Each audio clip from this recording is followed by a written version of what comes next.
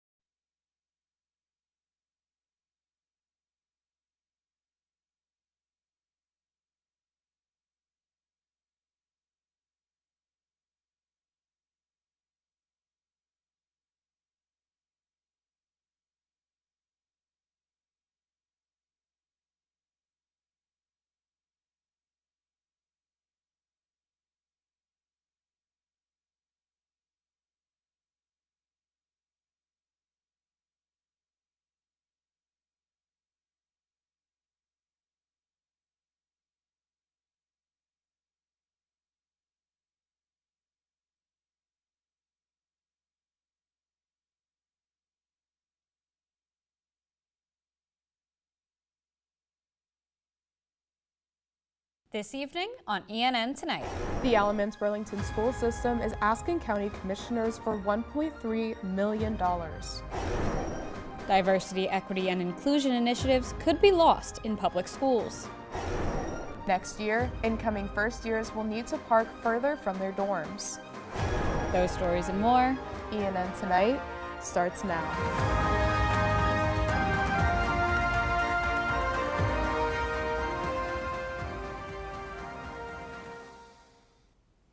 Good evening, and thank you for joining us for ENN Tonight. I'm Abby Gravely. And I'm Abigail Hines. We begin tonight with updates on diversity, equity, and inclusion in the North Carolina government. A North Carolina Senate committee advanced a controversial bill to remove diversity, equity, and inclusion initiatives in public schools. Senate Bill 227 is called the Eliminating DEI in Public Schools Act and would prohibit schools from promoting concepts related to diversity, equity, and inclusion.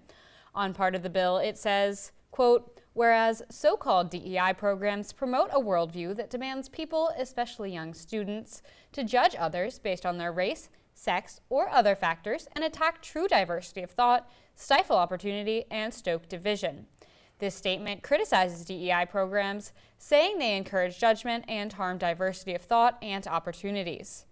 On top of public schools, DEI is now in the process of being banned in North Carolina state and local governments as well.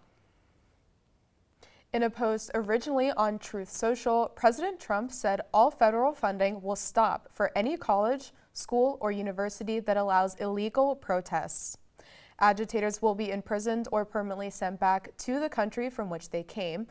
American students will be permanently expelled or, depending on the crime, arrested. Though what exactly constitutes an illegal protest remains unclear, universities are already seeing impacts. $400 million of federal funding was pulled from Columbia University for what federal agencies are calling inaction in the face of persistent harassment of Jewish students during protests against war in Gaza. Like Elon University, Columbia is private, but it still receives federal funds. According to Columbia's student newspaper, the Ivy League school received $1.3 billion in federal funds during the 2024 fiscal year. Alamance Burlington school system is asking county commissioners for $1.3 million. Let's take a look at the reasons behind this request. Walter Williams High School social studies teacher Robert Alvis has two first-period students who arrive late to school every day, but it's by no fault of their own. It's due to an estimated 30 vacant bus driver slots across the county. My biggest concern is for the students. I can do what I can to fill them in, but if you're missing 30 minutes of class every day, that's not the same thing as being here. Bus drivers are just one example of a category of school employees known as classified staff, those who do not necessarily need licenses from the state to do their job. This category includes receptionists, cafeteria staff, teaching assistants, and many more who Alvis says are essential to running a school, but often are overshadowed by teachers and administrators when it comes to benefit and pay. The state doesn't provide enough funding, and that leaves it up to the counties to either fill in the gap or to do without. And do without is currently the reality ABSS is facing. After finding themselves in a financial deficit in the spring of 2024, many district employees were fired, and remaining staff are often splitting time between multiple schools. For half of the day when our students need to use the library or they have a computer issue that they need to go and get fixed, it's sorry, you gotta wait till tomorrow. But the $1.3 million supplement ABSS is asking the Alamance County Commissioners for may help to eliminate some of this strain. ABSS board member Seneca Rogers is hoping that submitting this proposal earlier than typical will help the district's chances of receiving this funding. I feel like we're truly putting out there what is needed for our schools and what can really have an impact for our students and educators, and hopefully that can be conveyed to them. Abby Gravely, ENN Tonight. Rogers says that this proposed funding would go to facilities and maintenance, taking care of employees, and for restoring the jobs that were removed last year. Drivers across the state are noticing a steady rise in gas prices, with many feeling the pinch at the pump. Recent tariff policies and economic legislation introduced by the Trump administration have contributed to a nearly 14% increase in gasoline futures since March 4th. Changes to energy import policies with Canada and Mexico have also played a role, and the president has hinted at the possibility of an additional 25% increase later this year. For student drivers, the rising costs can be frustrating, making everyday commutes and weekend trips a bit more expensive. Parking for first years at Elon will relocate next year. ENN's Angelina Fantaroni has more on the developmental process behind this change.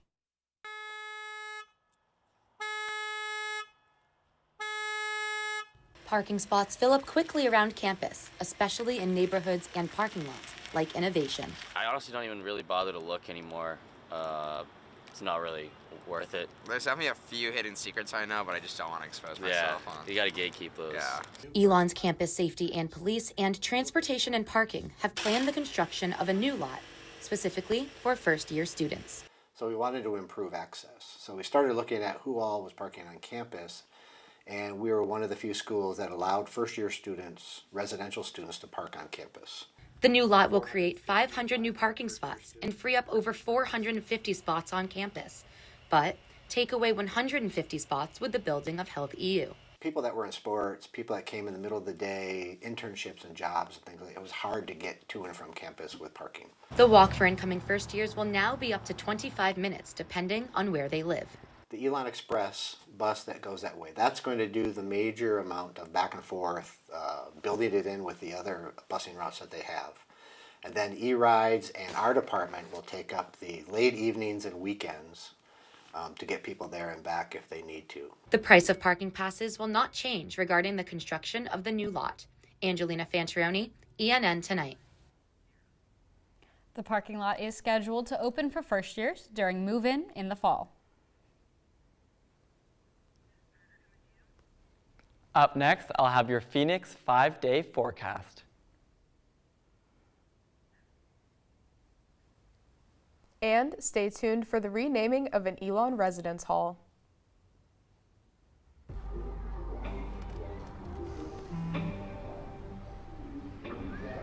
I don't know why you're so sad. You've got a roof over your head. You gotta stop with that depressing stuff. That's what white people think. You alright? It just feels like it's coming from everywhere. Do you want to talk about it? You can talk to me if you're feeling sad. Whenever you need to talk, I'm here, okay? Whether it's our stories, the warmth of our laugh, or our family's secret sauce, we all bring something different to the table. So make some space. The power of connection is waiting right outside your comfort zone. Learn how you can help strengthen your community at belongingbeginswithus.org/teamup.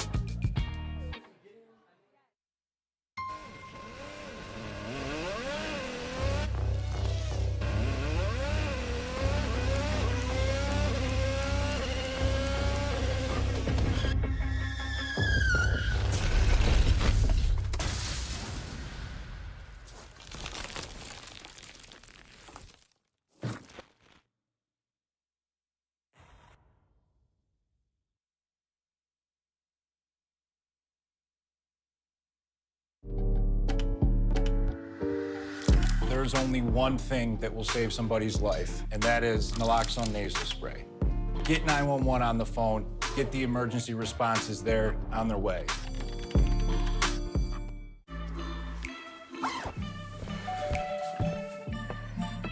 Yo, camping buddy. Okay, you guys ready? Dude, I thought you were driving. I thought you were driving. Oh, I never said I was driving. I definitely can't drive. Okay. If you're high, just don't drive. It's illegal everywhere. If you feel different, you drive different. Hate is loud, but love is the majority.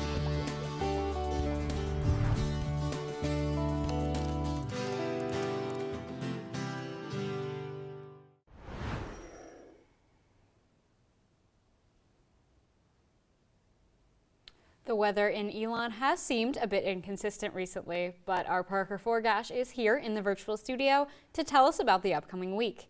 Hey Parker, what's in store for us? Thank you, Abby. It's been sunny around Elon this past weekend, and we're in for more sun this week with much warmer temperatures. Now for your Phoenix 5-day forecast. Tonight we will see a low of 36 degrees with mostly cloudy conditions. Tomorrow and Wednesday will bring sunny skies with a high of 75 on Tuesday and 76 on Wednesday, and lows in the 40s. The UV index will be between 6 and 7 on Tuesday and Wednesday, which is high, meaning sunburn can happen in just 30 minutes. Be sure to wear sunscreen, SPF 30+, sunglasses, and take shade breaks to stay protected. Thursday will reach a high of 74 under mostly cloudy conditions, and to start off the weekend and your spring break, Friday will bring mostly sunny conditions with a high of 73.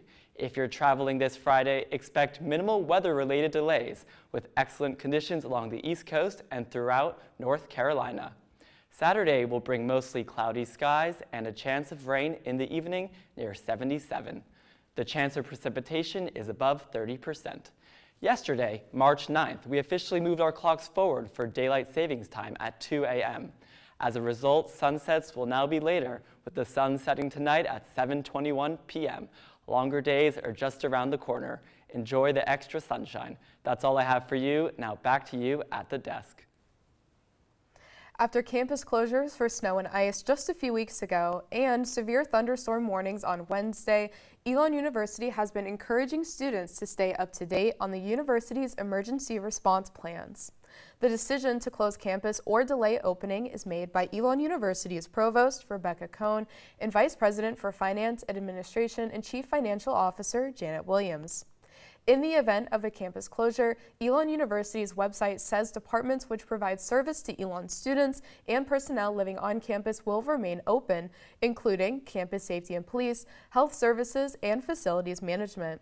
According to the emergency response guide on elon.edu, if there is a change to the normal schedule, updates will be shared through email, elon.edu, Today at Elon, and Elon's social media accounts. Updates will also be sent out through the e-alert system, which the university encourages all students, faculty, and staff to join. As wildfires hit parts of the Carolinas, the university does not have a plan in place to respond in the event of a wildfire. According to the American Red Cross, the best ways to prepare for a wildfire are to collect food, water, and medicine, find ways to stay connected to loved ones, and evacuate quickly. Republican Representative Richard Hudson, who represents North Carolina's 9th District, including Elon, is advising Republican lawmakers to avoid in-person town halls. As chair of the House Republican campaign arm, Hudson made the call amid backlash over the Trump administration's layoffs and spending cuts. This comes as videos of heated exchange between constituents and Republican lawmakers at recent town halls circulate online. Some lawmakers are opting for virtual events instead, but the move is drawing criticism. This could limit opportunities for Elon residents to directly voice their concerns to their representative. Elon University has recently been confused with another Elon Musk. Musk is currently the CEO of Tesla and chief of Trump's Department of Government Efficiency. In April of 2018, he tweeted about Elon University, stating, "Elon University is a real place. The university has received comments on their social media pages like Facebook, with users thinking it was a fake university regarding Elon Musk. Elon University News Bureau's Associate Director, Avery Crane-Powell, gave Elon News Network a statement saying, quote, "The university continues to focus on expanding brand, name awareness, and knowledge of Elon University by building, strengthening, and enhancing the university's national reputation as a recognized leader in creating an exceptional student-centered environment for undergraduate teaching and engaged learning," end quote. The Global neighborhood has a new name on one of its residence halls, a name that has been on this campus for over 30 years. I attended the medallion ceremony where Gerald Whittington was honored for his lasting impact on Elon University. Elon University honored Senior Vice President Emeritus Gerald Whittington with the Elon Medallion, the university's highest award. Also during the ceremony, Global A was officially renamed to Whittington Hall. Whittington said he didn't expect either of the honors and struggled to find words. I got a telephone call from the president, President Connie Book, who told me that they were naming a residence hall for me. And that was very nice, very nice. I sort of spluttered around, thank you for that. And then a few weeks later, another call saying that I was going to be awarded the Elon Medallion as well. And that was another spluttering around, thank you, sort of thing. So neither of these were expected, but certainly appreciated. Whittington has worked under 3 different presidents while at Elon and been part of several university advancements, including the development of Global Neighborhood. Whittington concluded his speech with a message to Elon. So, Elon, take courage. Be that leader and make true the slogan of Long Live Elon. Thank you. Even after his retirement in 2024, Whittington's name will stay on Elon's campus. Abigail Hines, ENN Tonight. For more information on Whittington and his impact on Elon, grab a copy of this week's Pendulum. Elon University admissions hosted their second scholarship weekend of 2025. Over 6,000 students applied for a 4-year cohorted program. This past weekend, students applying for honors, business, communications, nursing, and leadership attended. Prospective students had the opportunity to go on a campus tour, visit residence halls, and attend programming like academic advising and student success at Elon. They also attended their group activities and required interviews. In the past, Elon has only had one weekend designated for Scholarship Weekend, but in an email to Elon News Network, Greg Zeiser, Vice President for Enrollment, stated 2 weekends will benefit potential students, saying, quote, "With the support of the Provost's office, we wanted to offer 2 weekends to 1, allow people the opportunity to learn in-depth information about the academic opportunities, and 2, ease the stress on facilities, capacity, etc. In short, 2 weekends will allow more people to experience all Elon offers in an engaging, enjoyable way." Student Government Association hosted a forum event at Oak House with 4 SGA candidates answering questions from the community and the SGA Chair of Elections. The event featured 2 candidates for Executive President, Nick Philippa and Anya Braddock, along with 2 candidates for Executive Vice President, Sammy Azua and Morgan Minoff. Each candidate addressed topics from student engagement to strengthening collaboration with on-campus organizations. These 2 top SGA roles come with an $8,000 stipend for the term. Some questions such as, why are you running for this position, and what are the biggest issues on campus right now, were asked throughout the forum, which attracted almost 20 attendees. Attendees were encouraged to ask the candidates questions at the end of the forum. I love that these students are running for positions in student government. They just all happen to already be involved in student government, so I know them personally, which has been lovely to see them grow and blossom into these roles that hopefully, they'll be appointed to. Student government elections take place until 5 p.m. tomorrow. Voting takes place on Phoenix Connect. Coming up, I'll give you a courtside look into Elon's CAA championship results. I don't think that many kids in my son's school even do it. He makes fun of his friend who vapes. He would never try it. She's into soccer. She's on the honor roll. She's just not the type. No way. No way. No way. No way, my kid would never vape. Get your head out of the cloud. Today, nearly 8,000 kids will start vaping. Maybe even yours. Learn about the dangers at talkaboutvaping.org.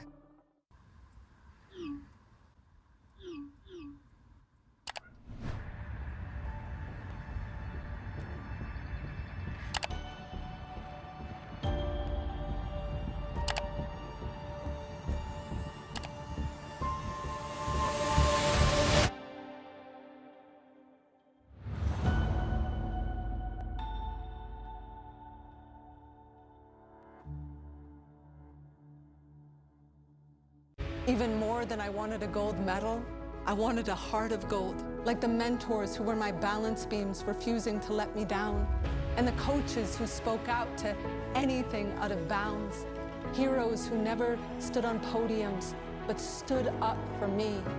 Every shot I made, give the assist to those who since my youth were referees, ready to blow the whistle and end abuse. I rescued Toast from a shelter in 2011. I love Toast because she's a lazy diva. Toast does whatever she wants, obviously. She's sleeping right now.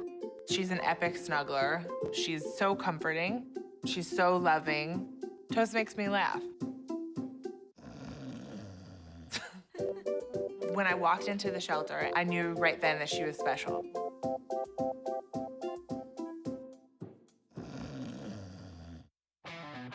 Kudos, Carl. You've always had a need for speed. Racing anything with wheels, speed reading novels in record time, yelling out 3, 2, 1 at every traffic light. But this time, you've taken your power obsession to the next level. By purchasing this electric vehicle, you've given yourself instant torque that blows your old launch times away, which will keep you saying, woo-wee, every time you punch the pedal. Good for your adrenaline, great for the planet. That's the power of EV. Elon men's basketball competed in the Coastal Athletic Association Championships this weekend in Washington, D.C. Our Kathan Gandhi was at the tournament and is now with us in studio. Kathan, how'd the Phoenix play? Thanks, Abigail. For a little context, a lot has been going on in the world of collegiate basketball this weekend. First of all, High Point University, our neighbors just down the road, just clinched their first bid to March Madness in program history, something Elon has never done. But this has probably been the best season for Elon's men's basketball in recent memory. The Phoenix ended the regular season with a 17-15 record, their first 15-win season since 2016. Despite the overall success, this last month has been a rough one for Elon. The Phoenix went 3-6 since the start of February and entered these championships ranked at 9th. That ranking made Elon slight underdogs in their first game against Drexel University, who were ranked one spot ahead at 8th. The last time these two teams faced off in the postseason, the Phoenix fell a little short, losing in the championship game. Yet in more recent history, maybe favors Elon because they defeated Drexel in their only matchup this year. I was lucky enough to be right on the sidelines to see how everything played out.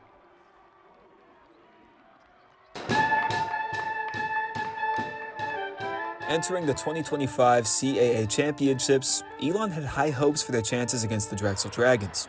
The game started even between the two teams, but a quick flurry of threes led to a 45-22 lead for the Dragons by halftime. Our inability to guard the basketball early in the game, breakdowns defensively, them touching the paint, led to rhythm, catch and shoot opportunities. We were kind of chasing after them. In the face of a 23-point deficit, the Phoenix turned up the energy in the second half. After a TK Simpkins three-pointer, Elon managed to cut the lead to only 5. I was proud of our team for how we responded out of halftime. And they played with a tremendous sense of urgency in the second half, offensively and defensively. But the hole Elon dug in the first half proved too much to overcome. Breakdowns defensively from the Phoenix and clutch shots from the Dragons ultimately led to a 91-74 win for Drexel. We certainly took another step forward this year, but we just got to continue to develop our younger players that we have in our program, and ultimately we have to learn how to win in this type of environment. As this season comes to a close, Elon says goodbye to team leaders like Sam Cherry and Matthew Van Komen. The Phoenix will have to wait another year until they can compete again. Kathan Gandhi, ENN Tonight. With the men's season complete, Elon turns their attention to the Women's CAA Championship, which starts this week on March 13th. Elon University has announced its Common Reading selection for the 2025-2026 academic school year. Every year, Elon selects a common reading book for all incoming students to read before arriving on campus, sparking discussions on social and cultural issues. The university has chosen First Gen, a memoir by Alejandro Campoverde, a personal account of her journey as a first-generation American navigating identity, education, and public service. Campoverde, a former White House aide to President Obama, shares her experiences to highlight the challenges and triumphs of first-generation students. The book aims to spark conversations on campus about opportunity, resilience, and representation. Stay tuned for the total amount of money raised on Elon Day. And an annual philanthropy event raising money for a good cause. Hear that? That's the sound of your life. Perfectly imperfect. But every time you drive after drinking, the music gets drowned out. Your life sounds pretty great. Don't let a buzz ruin it. Buzzed driving is drunk driving. Don't drive buzzed. In 4 days. There was an old woman who lived in a shoe. She had so many children. She didn't know what to do.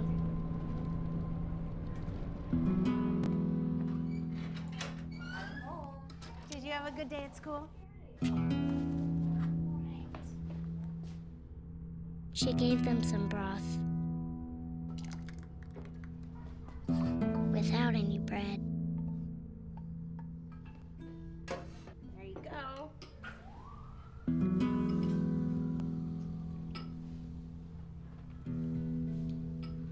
And kissed them all soundly. Night night. Good night. And put them to bed. Hunger is a story we can end. End it at feedingamerica.org. Women are bad with money. That's what the world's been saying for centuries. But now we've got something to say. Save it. It's time to save ourselves by saving our money. Until we're no longer 80% more likely than men to live in poverty in retirement. Save it. The falsehoods, the feelings of fault. Then, the funds. Learn how to save for your retirement at wesaysaveit.org. I've always been told I gotta be strong. Thick skin, tough as nails. But to be everything for everybody, it wears on you. Black don't crack, they say. But it can. We all can. Reach out to a friend if you see them going through it.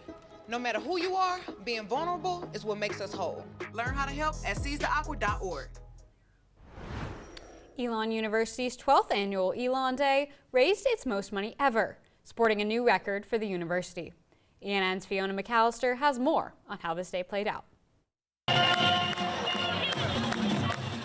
Raising over $3 million for Elon Day, students and donors were excited to donate all throughout the day. I think it just kind of encapsulates what Elon's all about, is giving back and giving back to your community and just trying to give back what Elon gives to us and all the many resources and opportunities they have. With money raised and challenges completed, Elon Day had over 6,000 attendees, with around 200 campus funds impacted. Shows what Elon stands for: support, love, caring for our community and our students. And by the end of the day, Elon Athletics had the most gifts received. Happy Elon Day! Fiona McAllister, ENN Tonight. Elon Day helped to name 10 spaces in the new Healthy U building. Zeta Tau Alpha's annual philanthropy event raised over $27,000 this year. ENN's Angelina Fantaroni has more on what the event entailed. Alpha Epsilon Pi, Beta Theta Pi, Delta Upsilon, Sigma Phi Epsilon, Sigma Pi, Sigma Chi, Zeta Beta Tau, and a new addition, Elon's Club Baseball, all joined in on the fun to raise money for Zeta's Think Pink initiative for breast cancer awareness. Zeta is privately funding a $1.25 million research project that is making sure that we are advocating for women to get early mammograms and they're getting access to the healthcare that they need when they're higher risk. And we're getting to use AI and some brand new technology to make sure that we are advancing healthcare in a really amazing way. At the end of the night, took home the title of Big Man on Campus. Angelina Fancheroni, ENN Tonight. Zeta Tau Alpha continues to raise money throughout the year through Think Pink.